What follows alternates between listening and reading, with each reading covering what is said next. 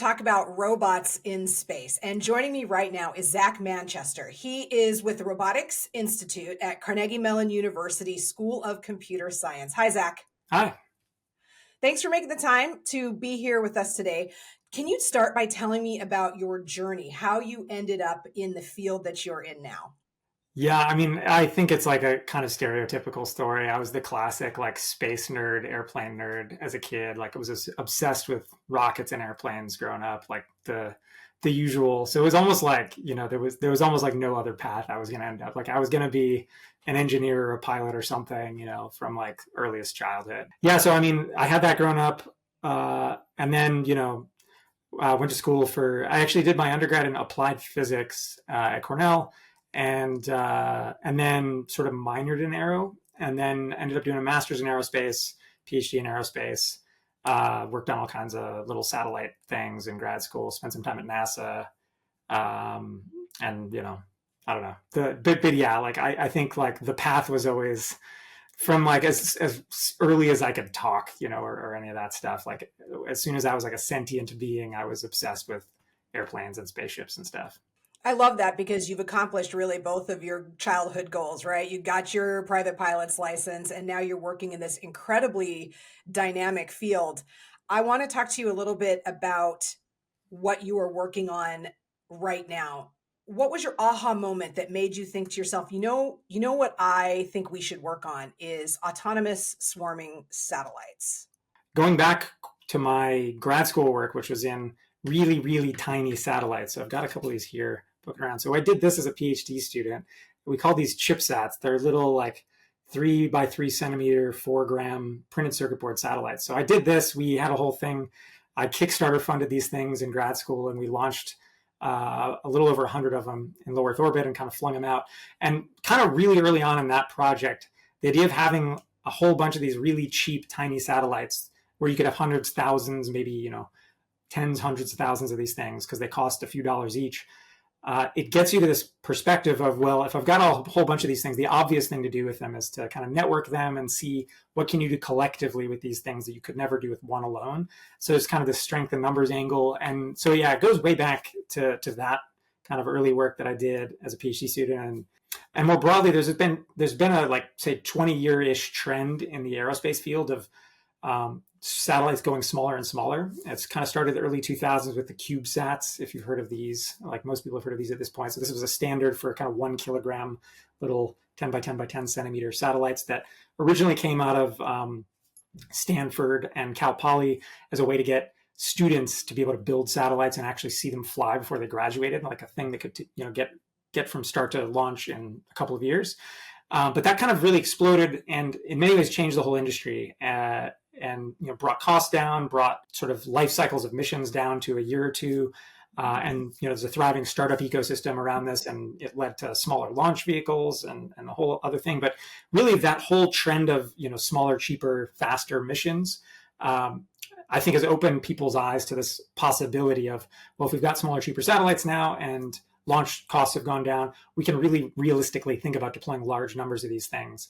And so that's all kind of, I think the industry broadly has been thinking a lot about this in the last 20 years as a sort of byproduct of this going smaller, going cheaper. It's only been possible to have, tens or hundreds of satellites, thousands now with, SpaceX doing Starlink coordinating in some way. How do you deconflict these in space? Yeah, so this is a hot topic right now. So the short version of it for these little tiny things that we're doing, they have no propulsion. They can't do anything. So the short version is we don't, because we can't. And there's a whole conversation to have around space debris and how we kind of are trying to be responsible with that stuff. In our case, we're flying these really tiny things. We actually are deploying them at very low altitudes where they re-enter relatively quickly within weeks or months. So they're kind of like self-cleaning. But more broadly, a huge issue with scaling these mega constellations that are kind of happening now with, if you're familiar with Starlink from SpaceX, they're trying to fly tens of thousands of spacecraft in low Earth orbit to sort of blanket the Earth with satellite communications coverage. And there's obvious and really challenging issues there with what people are calling space traffic management. This idea that collisions are going to become more and more probable as you throw more of this stuff up there. And what do you do about it? So right now, there's a few things people do about it. Historically, there's a group, sort of part of the federal government. It used to be called JSPOC. They run tracking radars that try to track everything in low Earth orbit that you can see with these radars, which ends up being anything that's bigger than 5 or 10 centimeters. It's kind of the small size scale they can see. So they track everything, and they do what they call conjunction analysis. So they have this massive catalog of all the stuff in low Earth orbit. They predict ahead by a week or two at a time. So, come in on Monday, run the simulations, predict the whole catalog out 2 weeks, and look for things that go within a certain, minimum threshold distance of each other. It's called a conjunction. They look for all these conjunctions on this kind of week or two time horizon. And then if it looks like anything that's an operational satellite, they'll go warn the satellite operator and say, hey, you might want to think about maneuvering your satellite to avoid this conjunction. So that's what people do now. There's increasing efforts to automate that process because as more stuff's up there, these are becoming more and more frequent, and it's going to get harder and harder for these things to be so manual and so tied in with the operators having to plan at a human timescale to do it. So there's been a lot of work in autonomous collision avoidance for these mega constellations like Starlink, where the satellites can kind of try to figure out how to maneuver on their own to stay out of each other's way.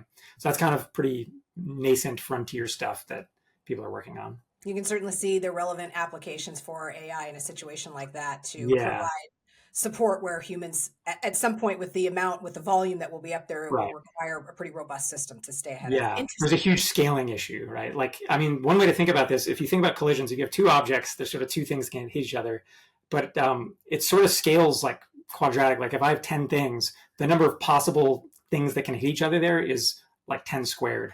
So it scales in a nasty way where you have to check pairwise all these possible collisions. And if you scale up, if you're talking about putting tens of thousands, hundreds of thousands of these satellites in low Earth orbit, it's going to get really crowded. And just the raw sort of computational problem there of checking all of this stuff over a reasonable time horizon, it gets really hard. I'm glad I asked. Now back to the fun stuff. Why swarming satellites of this size? Yeah, of any size really. And I think there's a few key things there. One is there's phenomena that you might want to sense. And there's a bunch of examples we could talk about where you fundamentally need multi-point measurements. So examples of this would be, so if you only have a single satellite, let's say you're trying to measure something in the atmosphere where it's varying spatially, right, over the Earth, and it's also varying temporally, like it's changing in time. If you only have a single satellite, you're getting a data point as the satellite moves. And you can't tease those things apart, right? Because of the motion of the satellite, if I measure something now and 10 seconds from now, I can't tell if that's temporal variation where the underlying thing's changing in time, or if it's spatial variation and I'm moving and I'm seeing it difference from point A to point B, right? So if you want to tease these things out, if you have things that are both spatially and temporally varying, you kind of need multiple instantaneous measurements. You need like an instant snapshot to kind of tease this stuff out. So there's lots of good examples of this kind of weather, climate, atmospheric stuff comes up. There's similar things that go on with space weather, heliophysics. People talk about like trying to study the solar wind and interactions with the Earth's magnetosphere. All kinds of things you could imagine where just trying to get this kind of instantaneous multi-point snapshot of something that's happening is important. Tell me about your work specifically then. Am I pronouncing it right? Is it Pi4? Okay, yeah, Pi4 is a mission that's on orbit right now that was built mostly by one of my now former PhD students, Max Holliday. It started out when he was a PhD student with me at Stanford. And then he graduated a year and change ago and then went to work full-time at NASA to kind of finish this off. So this is a 4-satellite mission. It's 4 of these CubeSats. They're about 1 kilogram and change. So they weigh, like 3 pounds or so, and they're about this big. So think like, the size of like a loaf of bread or something like that. And these things have a bunch of cool things happening. So there's 4 of them that get deployed together. They have cross-link communication. So they have the ability to talk to each other in space. And on top of that, we can measure the time of flight of the radio signals sort of traveling from one satellite to the next. And by taking that time measurement, we can basically multiply that by the speed of light, which is how fast the signals propagate, and get a distance. So we can measure how far apart the satellites are and get these range measurements. And with that, and doing a bunch of fancy math and taking into account like the orbit dynamics and things like this, we can back out their positions relative to each other. So we can kind of triangulate their relative positions using these range measurements. So this is kind of the first step towards doing any sort of coordination between these things, right? Just knowing where they are in relation to each other. If you want to coordinate their measurements, and understand where they're taking measurements. If you want to start doing things like formation flying, this is a really basic thing you need to be able to know, right? So we're doing that, sort of using this range data and then processing it in fun ways to figure out where they are. We're also doing a whole bunch of things related to, going back to I have this long kind of history of trying to make these things smaller and cheaper.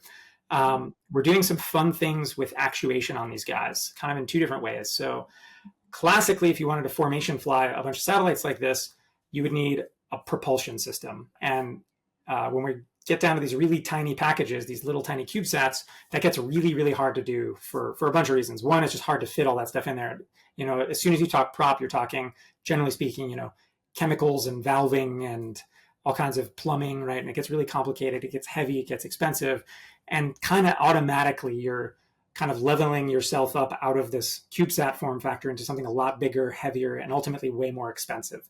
So we're trying to get rid of all that cost and complexity and avoid a prop system. So what we're trying to do on Pi4 is formation fly these satellites without a propulsion system, which sounds kind of nuts. Like, how do you even do that? So the answer is we're playing games with atmospheric drag.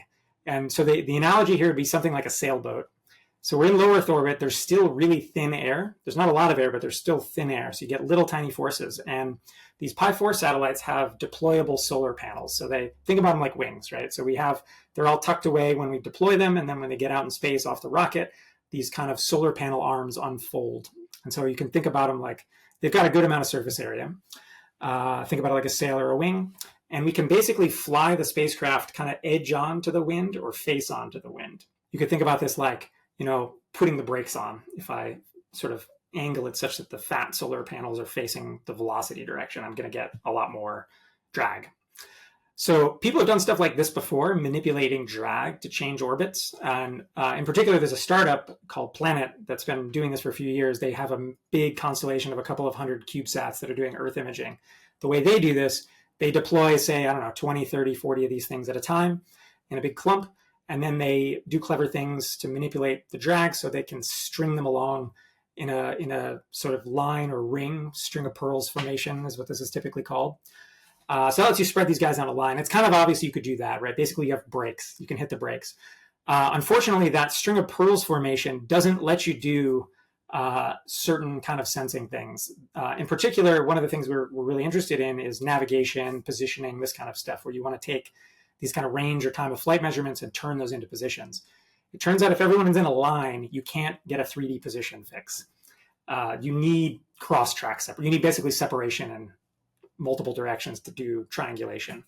So we want to be able to formation fly these guys, not just in a line, but also in maybe say a box formation or something like that, which naively, if you've only got brakes with this drag stuff, you can't do.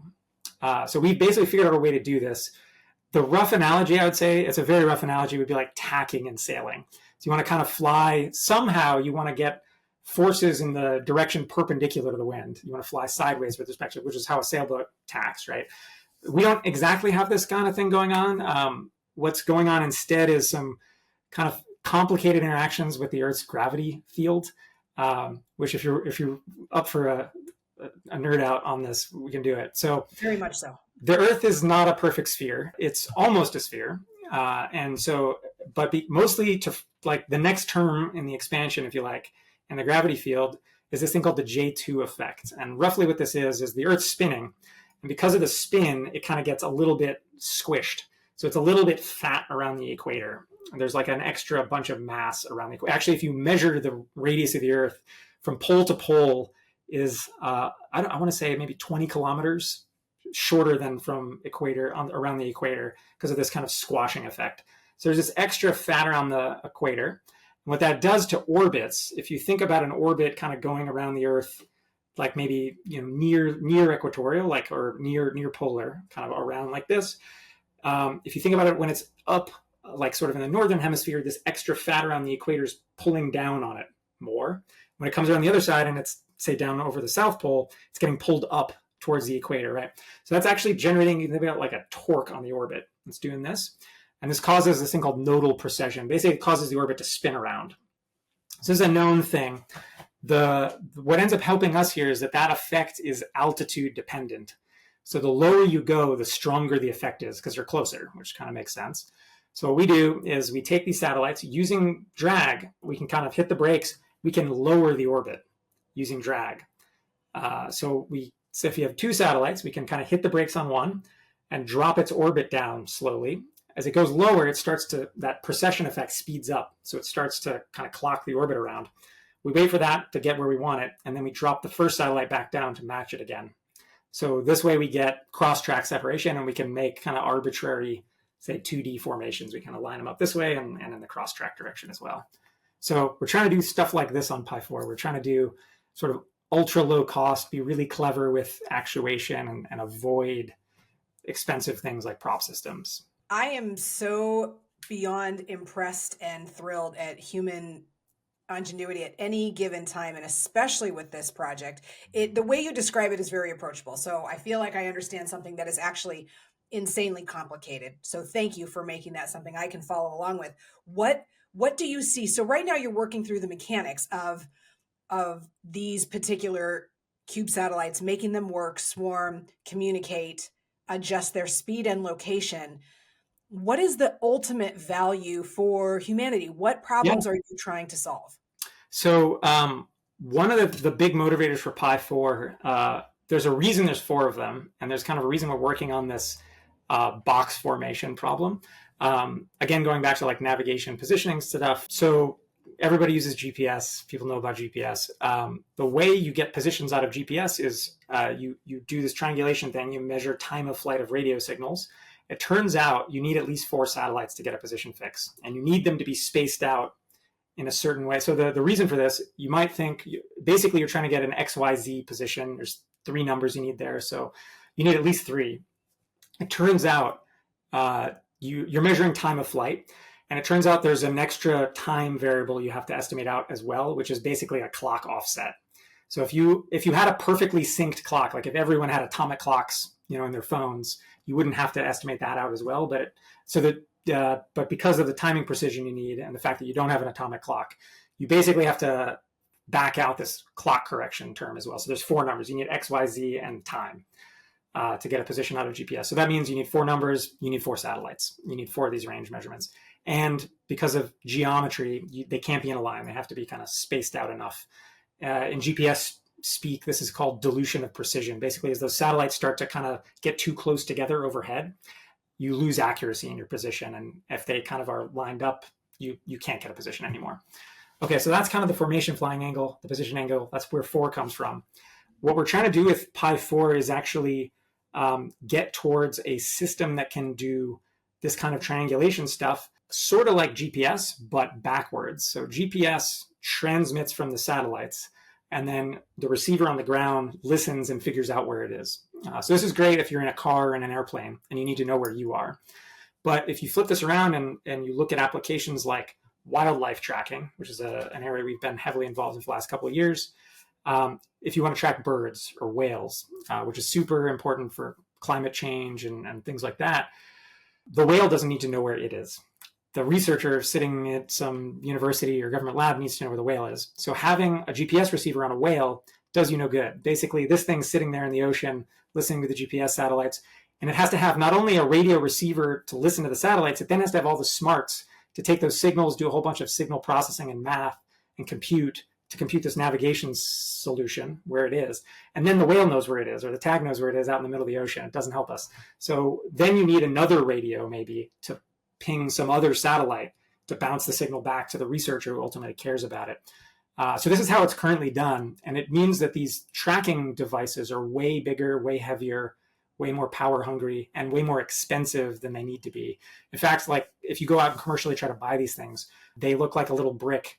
They're like, waterproof and all this stuff. They cost about $5,000. And there's a bunch of other issues, but just that, right, really limits what you can do.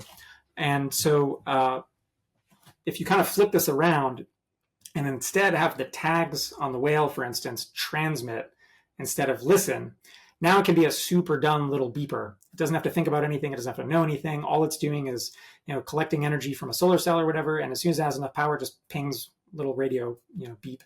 And then the satellites overhead listen. And now all the smarts are on the satellites or on the ground ultimately. And the satellites just kind of, when they go over the ground station next, send this and the researcher gets what they want. So that's one of the big applications we've been pushing for. And that's why 4 satellites, that's why they have to formation fly in a certain way. So one of the big applications we've looked at is building a global wildlife tracking system that can track things like, birds that are there's all kinds of examples of these species. They're crossing international borders. They're crossing oceans. They're going halfway around the world twice a year. You just can't track these things with ground-based infrastructure. It has to be from space, looking down, right? The classic example of this I love to pull out is the Arctic tern. These birds go from the North Pole to the South Pole and back every year. And they're going over open ocean and everything. You just have no idea where they are, right? And there's tons of examples like this. So to really get the picture you want, this kind of global picture, you need to look down from space. So that's one of the drivers. And I think more broadly, there's a ton of areas where you want this kind of tracking ability, positioning ability, and there's reasons why GPS isn't ideally suited to it. And you want to kind of flip the story around. How collaborative is an effort like this ultimately? You mentioned crossing, we're in talking about the Arctic tern and other animals moving across borders and with those limitations. How important is interdisciplinary and collaborative efforts to the ultimate success of this project? Yeah, I mean, it's huge, as you can imagine. Right? So we've worked there. We work with, obviously, we've collaborated with NASA for years on this stuff. We've also collaborated closely with people at the Bureau of Ocean Energy Management, which is a government agency that is basically in charge of everything on the continental shelf. So everything like at a certain distance of shore, and they track turtles and whales and birds. We've collaborated with other folks who are ornithologists who are interested in bird tracking. So yeah, tons of different folks. And ultimately what we bring to the table, in our group, we're good at, kind of these navigation things, control things. We're good at the math. We do some of the hardware. We do, satellite hardware stuff to some degree too. But, the applications are all coming from other people, right? Like I don't know anything about, how to tag a bird or a whale or whatever. So we've collaborated with folks who actually go out on buoys, or like harpoon these guys out on like little boats and stuff and ask them, well, part of the story here, if you're trying to design a system like this is, well, how long do whales spend on the surface? How long are they underwater for? Like, I don't know any of this stuff. So there's a ton of stuff that, ultimately to do anything like that takes a huge range of expertise that nobody's got on their own. How is AI/ML helping you get ahead of the vast amounts of data that this project will be able to collect? I mean, honestly, we're not on that side of it, but that's totally right. If you were to build this system and be able to track these kind of species globally at scale, the way that's the dream, right? We want to get these tags down to sub $10 price points where you can deploy them by the millions and tag everything, right? And understand where these things going, where's the food, where is there illegal poaching going on? That's another huge issue. Right now, there's like almost no way of enforcing like illegal fishing in international water, stuff like this. Like these guys in these boats turn off their transponder, they're invisible, right? So if you want to do enforcement efforts, like it's a huge thing. So yeah, and getting at that data, once we have the data, you're going to need to be able to use sophisticated data analytics techniques and kind of these ML techniques to understand it, right? Make sense of it. I'll say like we're very much not on that side of this problem space, but we do work with folks we have who are. So there are people out there who actually in the ecology conservation space who spend their careers doing like AIML for these kind of applications, mining satellite data and stuff like this. We worked closely for a few years with a woman named Arlie Shapiro, who was at the time at the World Wildlife Foundation, whose whole thing was basically guilting satellite imagery companies into giving her free image data from these satellites and then using it to try to figure out, well, where is there illegal logging going on? These kind of questions, right? And it was kind of taking the data, this huge amounts of image data that get collected every day, and then figuring out, like, if you have a question like this, you're not going to sit there. One person can't sit there and sift through a week's worth of satellite imagery. You have to figure out how to take your question and leverage these kind of tools to understand what's going on in these large, data sets. another interesting example of the collaborative nature of it, right? It's not only just from a policy and boots on the ground deployment standpoint, but also the back end of it when you do collect the data. You mentioned earlier this is only one of a number of projects that your lab is working on. Can you tell me about some of the other things that just get you really fired up in the space? Yeah. So one of the other big kind of themes going back to the AI/ML thing that we've been working on lately, also related to navigation, which we, I guess, have a thing for on the space side of things. We're getting into vision-based navigation for satellites in the last year or two. And so the idea there is, I mean, there's reasons to care about this around Earth, but if you're going beyond Earth, if you're going to the moon, if you're going to Mars, you don't have GPS anymore. And how do you figure out where you are? So the way this happens now, for the most part, is with something called the Deep Space Network. This is a bunch of dishes that NASA operates around the Earth, big dishes that talk to all of the deep space spacecraft that NASA and ESA has their own stuff too, and they work together. Basically, these dishes talk to all the satellites that are, out in deep space. And the way you get position from these things is basically by measuring things like time of flight of those radio signals. So you can measure range with time of flight, and you can measure range rate, basically the velocity along that radial direction with radio signals. That does not give you a full position, right? That kind of tells you, oh, I'm this far away and this, maybe vaguely this direction. So to get a full position out of that is really hard. It takes a lot. What you're basically doing is taking lots of those measurements over time as the spacecraft moves around, and you combine that with knowledge of, the gravity fields and, the dynamics, how these things move. And you take a whole bunch of that data and do a bunch of fancy math and ultimately can get a position estimate. But those estimates are not great.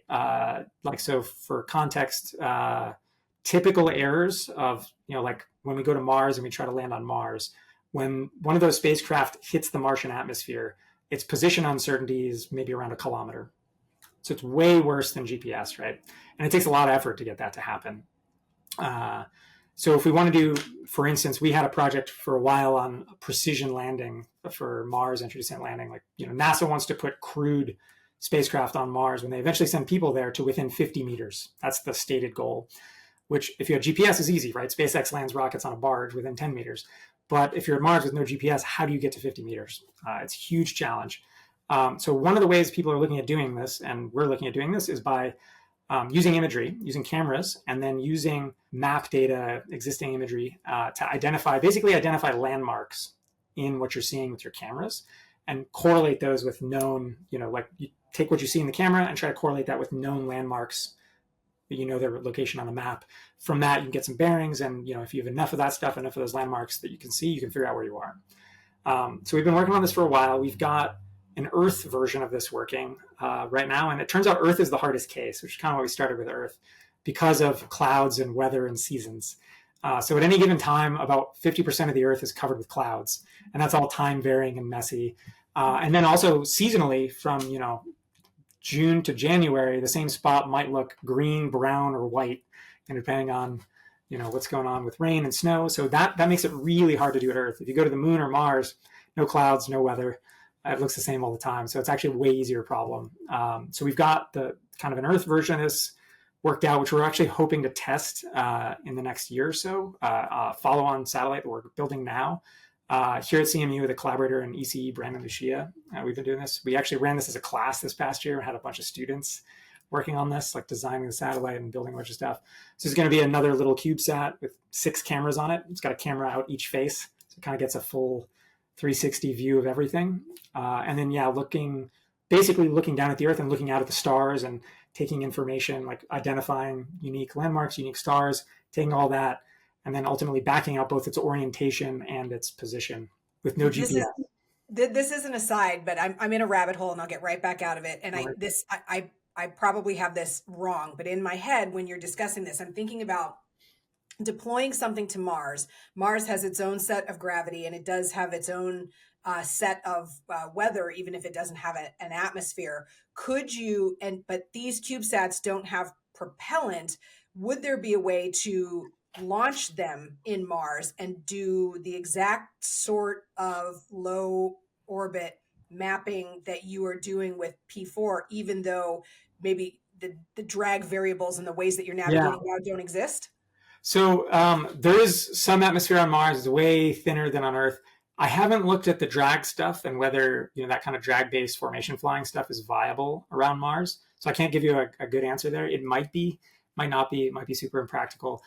There's other ways to get at it though. So I mean, you can obviously just build a bigger satellite with a prop system, and maybe that's what you end up doing in that context.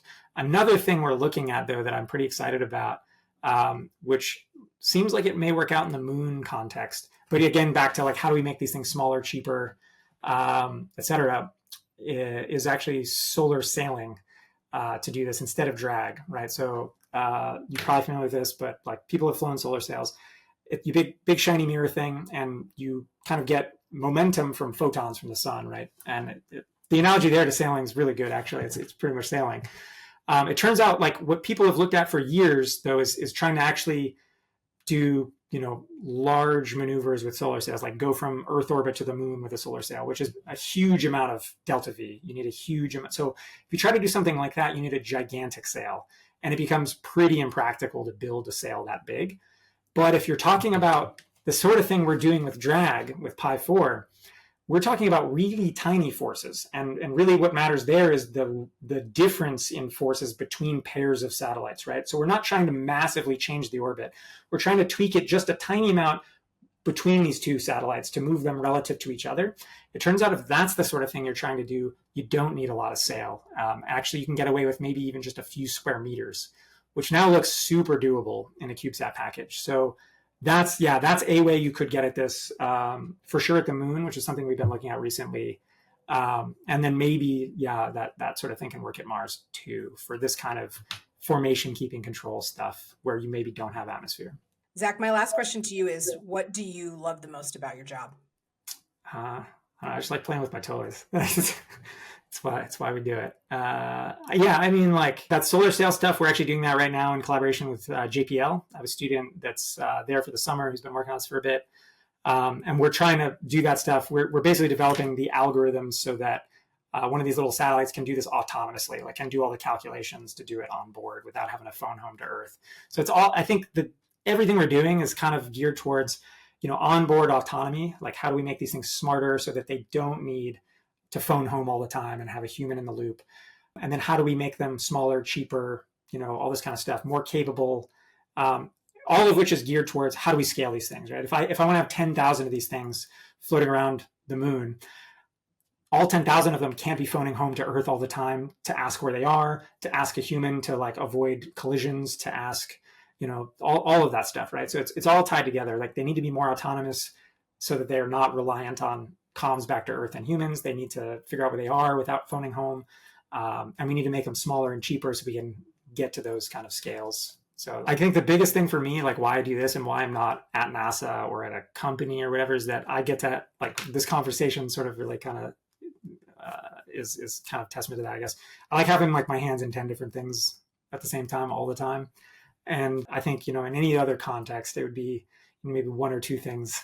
And this, in this job, I get to kind of like have an army of students and like, everybody's kind of working on a different thing. And it lets me dabble in, 10 different things all the time, all at once, which is, for me, I have like, I get distracted easily by shiny new things and like, bite off lots of, fun problems. And that to me is kind of the reason I would do this over a lot of other things. Zac Manchester, thank you so much for your time and perspective. All right, thanks. You've been listening to Does Compute, the podcast that examines how computer science is building useful stuff that works. Thanks so much for joining us. I'm Steph Stricklen.